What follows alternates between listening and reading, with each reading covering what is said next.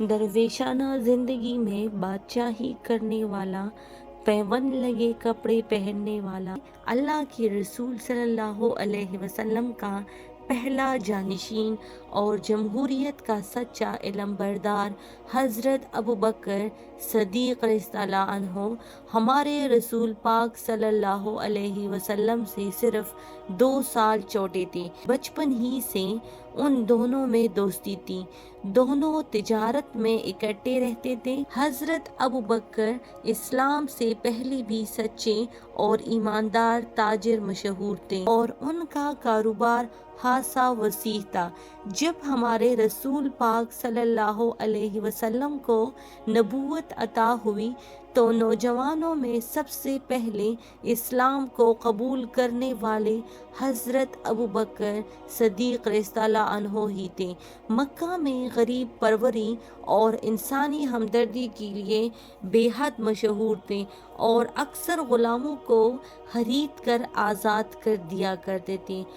लेकिन जब काफिरों ने खुदा की नबी सल्लल्लाहु अलैहि वसल्लम और उसके दोस्तों को दुख देना शुरू किया तो रसूल पाक सल्लल्लाहु अलैहि वसल्लम अबू बकर रज़ियल्लाहु अन्हु को साथ लेकर मदीने की तरफ चले। रास्ते में कुफ़ार की तरफ से खतरा था, चुनांचा सोर पहाड़ के गार में छुप गए। लेकिन जब मदीना पहुंचे तो मस्जिद के लिए ज़मीन अबू बकर सदीक़ रज़ियल्लाहु अन्हु ने खरीद कर रसूलुल्लाह सल्लल्लाहु अलैहि वसल्लम की खिदमत में पेश की। उसके बाद कुरैश मक्का से लड़ाइयाँ शुरू हो गई। बदर, उहद और खंदक सब लड़ाइयों में अबू बकर रज़ियल्लाहु अन्हु शामिल रहे। फतह मक्का के वक्त भी मौजूद थे। बारहा अपने घर का सारा माल लेकर जहाद के चंदे में दे दिया। जब नबी करीम सल्लल्लाहु अलैहि वसल्लम आखिरी हज के बाद बीमार हुए और नमाज के लिए मस्जिद जाना भी मुश्किल हो गया तो आपने अपनी जगह हज़रत अबू बकर रज़ियल्लाहु अन्हु को नमाज पढ़ाने का हुक्म दिया। हुजूर सल्लल्लाहु अलैहि वसल्लम के विसाल के बाद मुसलमानों ने अबू बकर रज़ियल्लाहु अन्हु को अपना खलीफा और अमीर चुना। आपने अपने खुतबों में साफ साफ कहा कि मैं तुम्हारा हादिम मुकर्रर किया गया हूँ। अगर मैं अल्लाह और रसूलुल्लाह सल्लल्लाहु अलैहि वसल्लम के हुक्म पर चलूँ तो मेरी अताअत करो, अगर ना चलूँ तो मेरा हुक्म हरगिज़ ना मानो। हज़रत अबू बकर सदीक़ रज़ियल्लाहु अन्हु के खलीफा बनते ही बहुत से फितने पैदा हो गए। बाज़ झूठे नबी उठ खड़े हुए और बाज़ जाहिल लोग उनके हामी बन गए।